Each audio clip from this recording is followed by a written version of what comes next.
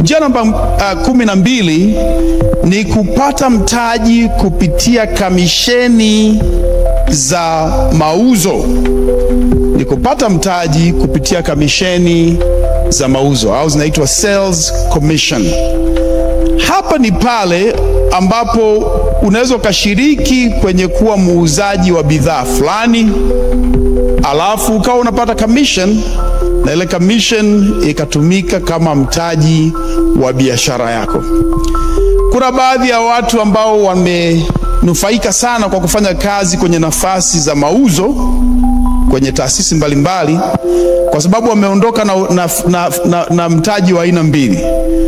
Kwanza wameondoka na pesa, kwa sababu katika kufanya kazi zile na kuuza wakapata pesa. Lakini vile vile wakaondoka na ujuzi, na mtaji wa ujuzi wa kuuza, ambao ujuzi wa kuuza unakuja kusaidia sana kukufanikisha wewe kama mjasiriamali. Kama huna uwezo wa kuuza na kuwashawishi watu, ni ngumu sana kufanikiwa kama mfanyabiashara. Kwa hivyo basi, kama hiki ni kitu sahihi kwako, unaweza kutafuta fursa za kufanya mauzo, alafu ukawa kila unapopata commission yako unaweka pembeni, unapata commission unaweka pembeni. Unakuwa na mahesabu yako kwamba hapa nikifikisha 900,000 tu kuna biashara fulani nitaifanya, au nikifikisha 2,000,000 au laki ngapi. Hizo ni hesabu ambazo wewe unaweza kuwa nazo wewe mwenyewe. Kwa hiyo ni njia mojawapo ambayo watu wengi duniani wanaitumia kwa ajili ya kupata mitaji yao. Mimi mwenyewe kihistoria, mwaka 2009 nilishiriki kwenye taasisi fulani ilikuwa inasambaza vipodozi asilia hapa barani Afrika. Na wakati huo nilikuwa nimejaribu biashara kadhaa zinanisumbua, lakini nikaingia kwenye uuzaji wa zile product. Nikawa nimejisomesha, nimejua jinsi ya kuuza na kushawishi. Ndani ya miaka 2 kwa kweli nilifanya vizuri sana, nilikuwa muuzaji mzuri sana hapa Afrika, na ndio pale nilipopata mtaji wa biashara zangu, maarifa na knowledge na mengineyo yote. Kwa hiyo na wewe kama unadhani hicho kitu kiko ndani yako, basi unaweza kutumia njia hii kupata mtaji. Anyway, siku zijazo tuna program inaitwa Sales Volunteer Program. Tunawasaidia vijana ambao wameshindwa kupata ajira, wanakuwa wanafanya sales, alafu wanajifunza na wanajijenga kibiashara na kibitaji vile vile. Pengine nitakusimulia zaidi juu ya hilo. Haya, namba 13 tunakwenda sasa. Tafadhali andika notes. Namba 13 ni kupitia kitu kinachoitwa ruzuku. Ruzuku au kwa lugha ya Kiingereza ni grants. Ruzuku. Nani hapa anajua Kiswahili vizuri sana? Tufafanulie ruzuku maana yake nini hapa? Kuna mtu yuko hapa? Labda una diploma ya Kiswahili au una degree kabisa ya Kiswahili umesomea?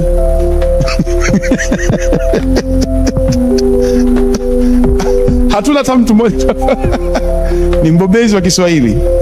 Lakini ruzuku ni pesa au ni msaada wa kifedha. Naomba nisikize vizuri.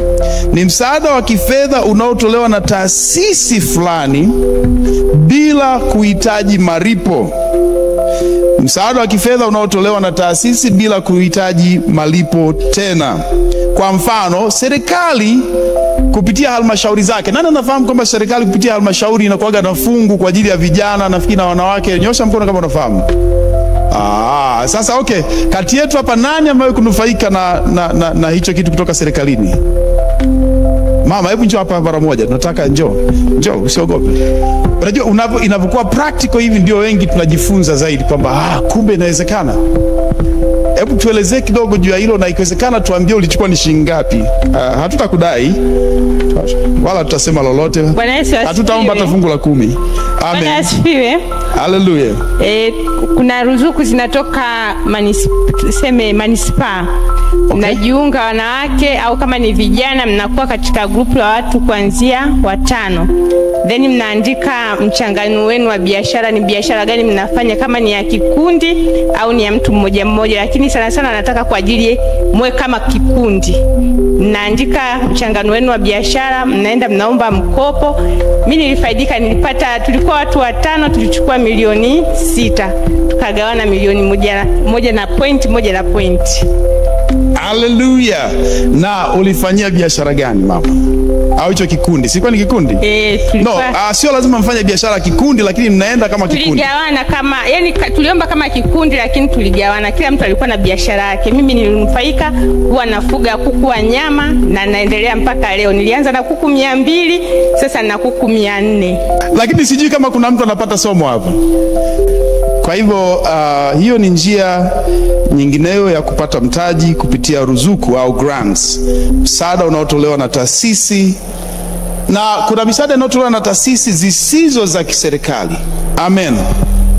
Kwa hivyo hiyo ni njia namba 13. Umeiandika Haleluya.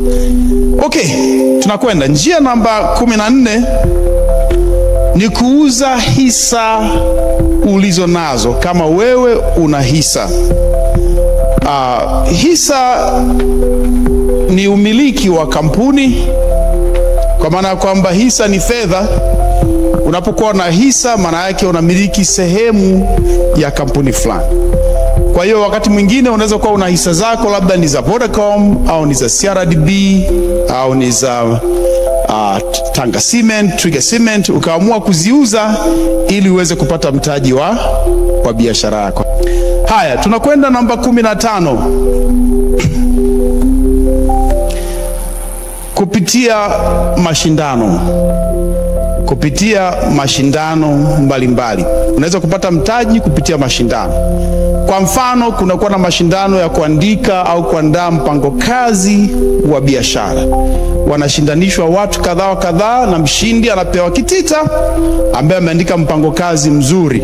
Inaweza kuwa ni dola 5,000, 3,000. Wengine nafikiri Mzee Mengi alikuwa anatoa pia zawadi za mashindano kwa mtu ambaye anakuja na wazo zuri la biashara ambalo linaonekana linaweza likatekelezeka, alikuwa anatoa pesa kiasi fulani.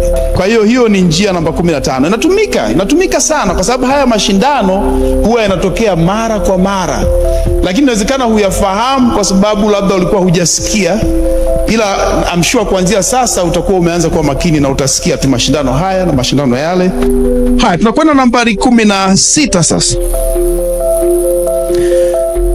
Ni kupata mtaji kupitia mikopo ya taasisi za kibenki. Kupata mtaji kupitia mikopo ya taasisi za kibenki. Sasa utagundua kwamba nimekuwa mzito kuzungumzia mikopo ya kibenki. Sio rafiki sana kwa wewe mjasiriamali unayeanza. Haleluya. Kwanza masharti yake tu, 99% ya watu wote wanaoanza biashara mpya huwa hawapewi pesa na benki. Na benki zinatumia kanuni moja kwamba failure rate au kiwango cha kushindwa cha ujasiriamali ni kikubwa sana. Takwimu ambazo tunazo za kule Dar es Salaam, kuna taasisi inaitwa Financial Sector Deepening Trust, FSDT, wamefanya utafiti hapa Tanzania na wakagundua kwamba katika kila biashara 100 zinazoanzishwa, baada ya miaka kama 2 au 3, labda biashara 3 tu au 4 ndo zinakuwa zinaendelea kuishi, zinaendelea kudumu. Zingine zote zinakuwa zimefanya nini? Zimekufa. Sasa benki huwa haziyumbishwi na kuhamasika kwako. Yaani unaweza kaenda benki umehamasika kabisa, jamani mimi na wazo ile biashara, mkinipa milioni 10 tu mimi nitakuwa milionea. Watu wa benki huwa hawayumbi, na suti zao na tai zao wanakuangalia tu namna hii. Alafu wanakuuliza, okay, hii biashara umeifanya kwa muda gani? Ndio nataka nianze. Wanasema hatuna mkopo kwa ajili yako. Benki hazitoi fedha kwa biashara mpya, kwa sababu zinajua hata kama hilo wazo lako wewe unaona ni zuri kiasi gani, kwao ni theory, sio practical, ni theory. Na ndio maana watataka sasa kwamba ufanye biashara kwa miezi mingapi? Wale ambao mnafuatilia, kwa miezi 6 mpaka mwaka mmoja. Ukisema biashara yako ni ya mwaka mmoja, watasema okay, hii sasa sio theory tena, hii ni practical. Sasa tunaweza tukaongea mezani.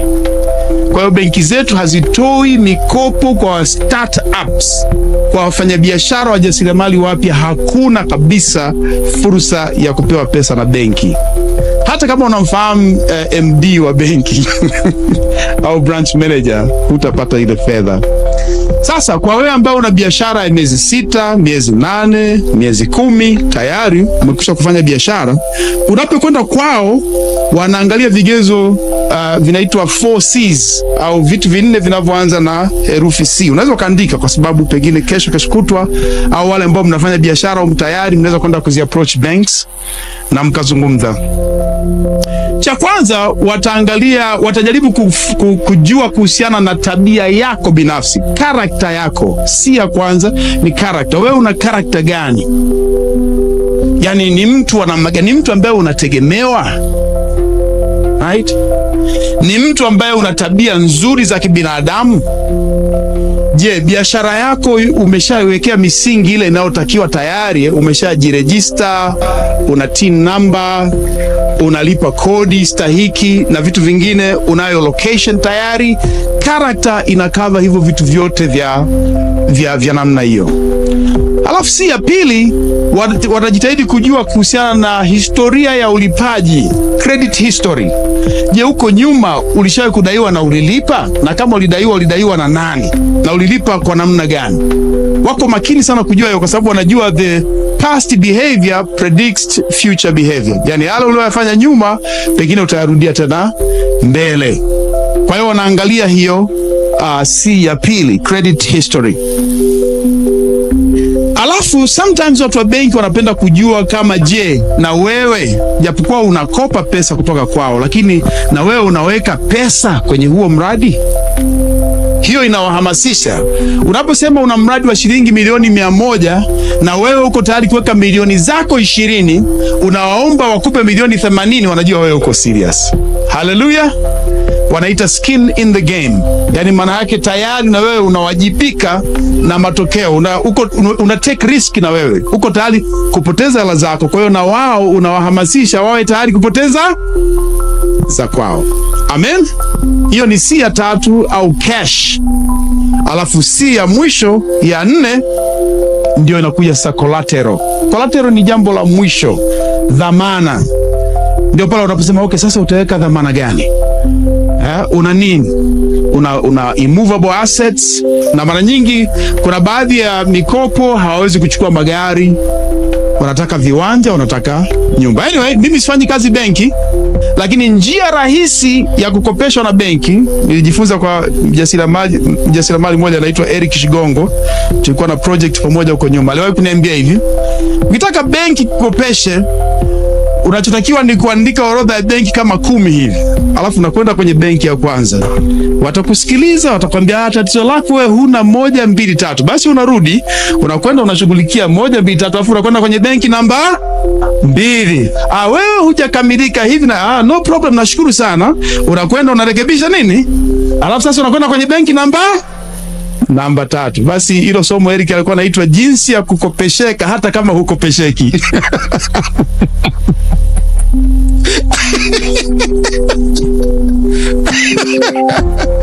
Jinsi ya kuifanya benki kukopesha hata kama kumbuka mwanzo kabisa ulikuwa hunini kukopesheki, lakini umekwenda umerudi benki ya pili, umejirekebisha benki mpaka unafika benki ya 7, utakuwa umeiva tayari. Haleluya. Na watakupa pesa unazo zihitaji. Tunakwenda sasa namba 17. Wakati mwingine benki huwa zinatisha. Na kuna mtu mwingine kumwambia nenda benki anaanza kuogopa tu. Akifikiria maaskari wako pale na bunduki na nini na yale magari makubwa na vyumba vyenye AC vile baridi na kupuliza mpaka unatetemeka. Unaanza kuomba koti, shuka na yale mashuka ya Kimasai. Sasa taasisi zingine za chini ya benki zinaitwa taasisi za mikopo midogo midogo au microfinance institutions, MFIs, microfinance institutions. Hizi ni taasisi za mikopo midogo midogo, microfinance, midogo midogo. Tatizo la kampuni hizi, riba yake ni juu kuliko benki. Riba yake ni juu sana. Wakati mwingine 30% ya ule mkopo unaopewa. Na nafikiri benki kuu sasa hivi imeshaingilia kati ikiwataka wapunguze hiyo riba yao. Wameambiwa kwamba wasizidishe kiasi fulani. Inakuwa kama Kenya. At some point Kenya pia walipigwa na, Kenya ilikuwa ni banks, lakini huku sasa ni microfinance. Hallelujah. Uzuri wa microfinance ni kwamba unaweza ukaenda leo na kesho asubuhi ukaondoka na mtaji. Hallelujah. Kabisa. Unaingia leo na kesho asubuhi unaondoka na nini? Na mtaji. Huo ni uzuri wa kwanza wa microfinance. Uzuri mwingine ni kwamba ni rahisi sana kumuona hata mkurugenzi mtendaji wa hiyo microfinance. In fact, kwenye kampuni nyingi, kwa sababu kule Dar es Salaam nyingi nazifundisha, nawapa training ya mambo ya customer service, mambo ya sales. Nyingi unakundua kabisa kwamba yule mwenye microfinance ndio decision maker. Kwamba hakuna mkopo utakaotolewa labda wa milioni 20 kwenda juu bila yeye kuhusika na kuanguka pale. Hallelujah. Amen. Kwa hiyo wangapi mnazifahamu microfinance labda hapa Dodoma? Nyosha mkono kama unazifahamu. Okay, wala hata tusifahamu. Kwa hiyo ni watu wawili tu nyuma pale. Kwa hiyo tuna kazi. Basi nimekufungua macho, mwambie jirani yako uwe makini sasa, ziko zinaitwa microfinance. Hallelujah. Kama uko tayari kuendana na riba zao, zinasaidia sana. In fact nyingi zinajivunia kwenye uwezo wa kutoa mkopo kwa haraka. Na zingine utakuta zinajitangaza na kuambia tunatoa mkopo ndani ya masaa 24. Na ni kweli ndani ya masaa 24 wanaweza kukupa milioni 50. Uwe tuna vigezo vyako vyote muhimu. Ni hizi C's ambazo tumezisema za kwenye kutoka kwenye mabenki, ndio hizo ambazo wao wanazitumia, lakini wao hawaingii kwa ndani sana kama benki. Benki za kukupa mkopo wakati mwingine hata miezi 3 au 6 bado wanafuatilia tu kukupa mkopo wewe. By that time utakuwa umehangaika sana na biashara yako. Hallelujah. Okay. Haya, tutakwenda kwenye namba 18. Ngoja nitumie mfano. Tuseme nani hapa ndani ana biashara ambayo anadhani inahitaji labda mtaji wa milioni 10 au 20 na yuko hapa? Niongee kimifano zaidi. Una biashara au unataka kupanua hapo ulipo, unatamani ukipewa 10 million au 20 million, milioni 10, 20 ungeweza kusonga mbele. Nyosha mkono kama kuna mtu yuko hapa ndani. Aha, wewe. Bro, njoo. Au njoo. Yoyote kati au njoo, ni nyote wawili. Nitoe mfano ambao ni bora zaidi. Lakini kwa ajili ya gender balance naomba na dada. Njoni wawili. Ana miaka okay. Dada labda tupate na okay. Tunaweza kupata na dada mmoja. Nitoe mfano. Yes, njoo mama. Nitoe mfano ambao ni very practical. Bro, tuanze na wewe. Unahitaji shilingi ngapi kwa ajili ya kufanyia nini? Ninahitaji milioni 20. Ndio? Kwa ajili ya kwenye ambapo tayari ni registered. Okay. Yeah. Na inafanya biashara gani? Ina supply products za kilimo na mifugo. Kilimo na mifugo. Yeah. Ndio pembejeo. Ni chakula. Vyakula. Sawa. Asante sana.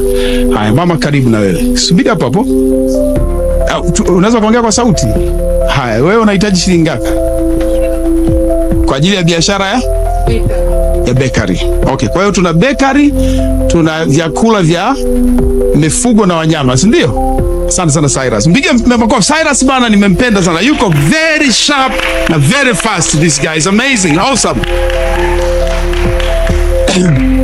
Sasa venture capital firm au kampuni inayotoa mtaji na unataka kuelezea ina operate kwa namna hii. Na huyu bwana anakuja kwangu au mimi nakwenda kwake. Unataka milioni 20. Sawa? Mimi nitakupa milioni 20. Lakini katika hizo milioni 20 kwenye hiyo biashara yako nahitaji niwe na 40% ya biashara yote. Yaani kwa lugha nyingine niwe na umiliki wa 40% wa biashara yake. Haleluya. Umiliki wa 40% maana yake kwenye hii milioni 20 naompa mimi na 10% ngapi? Yaani ni kiasi gani cha fedha? Umiliki wa 40% kwa wale ambao hatukukimbia hesabu 12. Kwa hiyo 10% umepatia kweli? 8. Jamani, milioni 8. Milioni 8. Kwa hiyo ni kama ile milioni 8 ambayo ni 40%, mimi nakuwa na umiliki kwenye hii biashara wa 40%. Amen. Kwa hivyo tunakubaliana labda kwa miaka 5, huo ndio utakuwa utaratibu. Kila mwisho wa mwaka hesabu zinapigwa, ninapewa asilimia ngapi? Asilimia 40 ya faida ambayo imepatikana. Amen. Halafu baada ya miaka 5 mimi nitachukua ule mtaji wangu na kuuondoa. Haleluya. Lakini nitamuunganisha huyu bwana na taasisi za kibenki ili aongezewe mtaji zaidi, kwa sababu biashara yake itakuwa imekuwa structured, imekaa vizuri, kwa sababu mimi kama venture capital pia na utaalamu wa kumguide na kuiformalize biashara yake. Sio ngapi mmeelewa? Aha. Haya bro, unaweza ukarejea. Tuje hapa. Umesema ni bakery. Hiyo bakery mama unataka kuifungulia wapi? Ikuhungu. Sawa, milioni 10. Venture capital inampa mama milioni 10. Halafu nakubaliana kwamba mimi nitachukua umiliki wa biashara yake 30%. Of course in negotiation mimi na yeye tunakubaliana. Kwa kila mwaka faida itakayopatikana 30% ni ya kwangu kwa miaka labda 7. Lakini pamoja na kwamba nimempa fedha, pia namsaidia kiutaalamu. Nakuwa na wahasibu wangu na wataalamu wanakuwa wanamsaidia kumuongoza kwenye biashara yake. Halafu baada ya miaka labda hiyo 7 na muunganisha labda na bakery nyingine kubwa hapa. Kwa mfano bakery ya Come and Save au bakery yote kubwa hapa. Inakuwa ni merger and acquisition, halafu mimi nachukua mtaji wangu na utoa kwenye ile biashara na upeleka kwenye sehemu nyingine. Hiyo ndio inaitwa venture capital au VC au wawekezaji wataka faida. Unaweza kaandika za wawekezaji wataka faida. Mama asante. Piga makofi mama huyu. Haya tunayosema yanaweza akawa kweli jamani. Mkashangaa tu kweli hawa watu wamepewa hizo fedha. Haleluya, piga makofi. Maana mimi nataka niko mbioni hapa namalizia kutengeneza venture capital firm. Hii ni kwa sababu mitaji ya namna hii ndio msuli wa ubunifu wa Marekani. Unaposikia yale makampuni yako Silicon Valley yanakuja na teknolojia ya kila siku, yanafanya maajabu kwa sababu wana access ya VC. Wana uwezo wa kwenda kwa venture capital firms na kupewa fedha.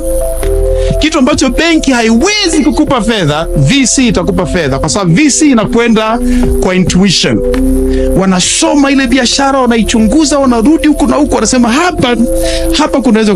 Lakini sasa kinachotokea ni kwamba katika kila biashara 10 wanazoweka, guess ngapi ndio zinafanikiwa? Haleluya. Katika kila 10 unakuta 2 au 3 ndio lakini zinaleta faida kubwa kuliko loss ya hizo 7 ambazo zipo. Sasa tatizo ni kwamba hapa Tanzania, kwa Afrika Mashariki, ndio tunashika mkia kwa kuwa na VC ndogo. In fact ni almost hazipo hapa. Namfahamu mtu mmoja tu mwenye venture capital firm hapa Tanzania. Kwa nini? Kwa sababu kimsingi tuko nyuma tu kwenye mambo yote ya kijasiriamali na mambo yote ya capitalism.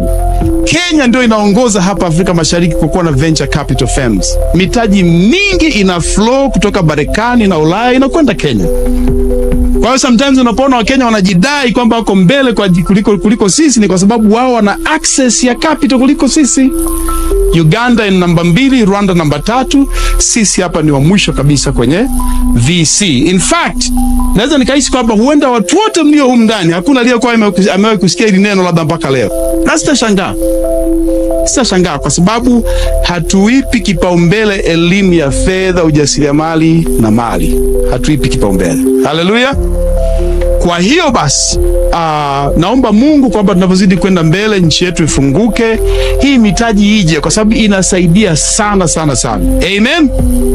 Ile Africa Diaspora Trade ambayo tumekwisha kuambia habari yake na Dr. Mayala alikuwepo hapa jana, kazi yake mojawapo sasa ni kuaccess hizo capital za kutoka Europe, kutoka America, ziweze kuja hapa Afrika, hapa Tanzania, ili wajasiriamali waweze kuzitumia. Haleluya.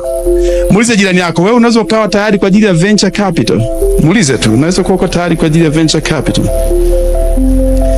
Asema yani mtu aweke hela zake kwangu alafu ale faida mimi. Sasa kipi bora? Kuwa na wazo ambalo ulitumii na wazo ambalo mtu anachukua pesa kidogo, kipi bora? Na ni biblical. Ni very biblical. Yesu anatoa story, anasema kuna bwana mmoja tajiri sana alisafiri akaenda sehemu fulani, alafu akawaita watu wangapi? Watu watatu. Mmoja kampa $5.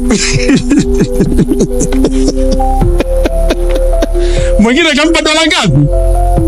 10. Alafu mwingine akampa 1 au 2. Ni 1 ni 2? 1. Alafu yule bwana akasafiri huko, akaenda huko, akarudi, akaenda. Aliporudi akawaita wale watu watoe nini? Watoe hesabu, watoe accounts. Hii ni accounting, kwamba hebu tengeneza financial accounts hapa. Tengeneza management accounting nione umespend ile fedha kwa namna gani. Yule aliyepewa 10, maandiko yanasemaje? Alikuwa ameifanyia biashara, imezaa zimekuwa ngapi? Aliambiwaje na yule tajiri? Aliambiwa, hongera mfanyakazi na mfanyabiashara hodari, umekuwa mwaminifu kwa machache, sasa nitakupa. Alafu akaja kwa huyu mwenye 5, akawa amezidisha kiasi gani? Zimekuwa 10. Haya, huyu aliopewa 1 ilikuwa aje? Malizia basi wewe mwenyewe. Tuongee basi hapo. Upande waliopewa 1 alifanya nini? Anasema hivi, kama naweza nikamnukuu vizuri kwenye maandiko, anasema, kwa kuwa nilijua wewe ni mtu mgumu unayetaka kuvuna usipo pale.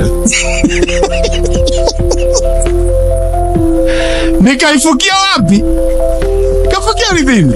Maandiko anasema aliitwa ni mwovu na mtenda dhambi na atupo kule kwenye kusaga meno na nini? Ina maana kuna watu wanaweza wakaenda jehanamu kwa sababu ya uvivu, kwa sababu hawakutumia vipawa walivyopewa na Mungu. Haleluya. Kwa hiyo hata neno linakubali kwamba kuna wale wanaopata riba.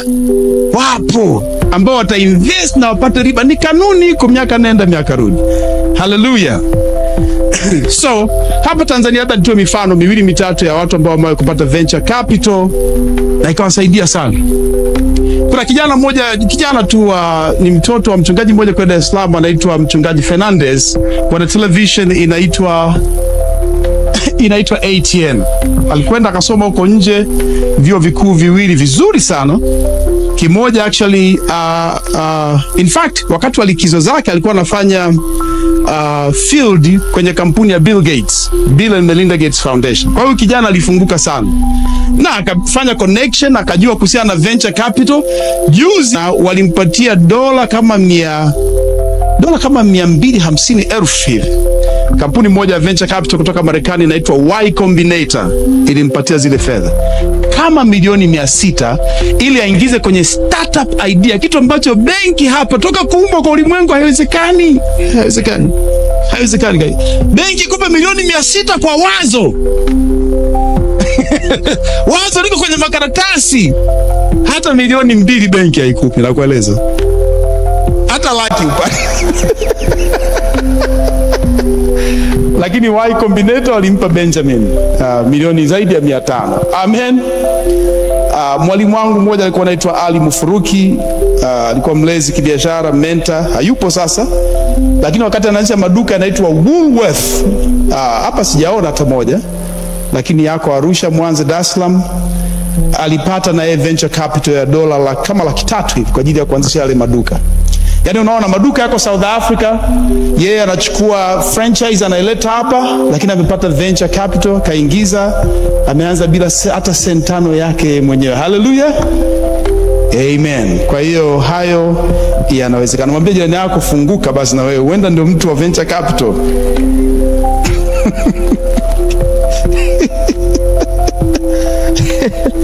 Hallelujah. Jamani, maandiko yanasema hivi, watu wanaangamia kosa maarifa. Usikizi habari, usisikii, utawezaje kuzijua? Lakini nashukuru Mungu, ashukuriwe kwamba kanisa hili uongozi wake umefunguka sana kiasi kwamba wako tayari watoto wa Mungu. Kwa sababu nani kweli anastahili kujua haya mambo kuliko wewe, mtoto wa Mungu? Kweli kuna mtu anastahili hizi habari kuliko wewe? Hallelujah. Ndio maana tunaamini kwamba mabilionea wengi watapatikana mahali hapa. Amen. By the way, askofu mtoka mbali anataka tuwe na matrilionea wengi, sio mabilionea tu, matrilionea wengi. Namba 19 sasa. Pia siku za nyuma kulikuwa na dada mmoja kule Dar es Salaam, alikuwa anaitwa Jennifer. Alitengeneza hizo sanitary pads za kina mama, na yeye alipata venture capital dola kama $180,000. Wako wengi, lakini kwa namba ndogo sana hapa kwetu Tanzania ukilinganisha na Kenya na sehemu zingine. Haya, kwa natumaini kwamba African Diaspora Trade kwa maombi yenu itafanya kazi kubwa na baadaye haya mambo yawezekana.